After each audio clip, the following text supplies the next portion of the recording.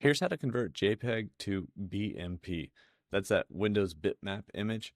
And so I created an app called ConvertSave, and it's an offline file converter. Check it out with the link in the description down below or the top comment. Basically, all you have to do is click and drag some JPEGs in. So we'll drag these JPEGs in, and we select our output. In this case, we're going to select BMP, hit convert, converts them, and saves them right next to wherever those JPEGs came from.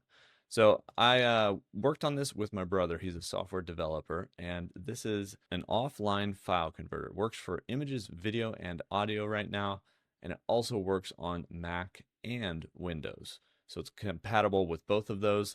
Drag and drop. It does not upload files anywhere, so no more random websites for your file conversions. You can just click, drag, hit convert, and then it saves it right next to the files. It's really simple, really easy, and very quick to do these conversions with ConvertSave. So this is my primary file converter now, and we released it for everyone else as well. So you can check it out at that link down below. I appreciate your support. That's how I convert JPEG to BMP.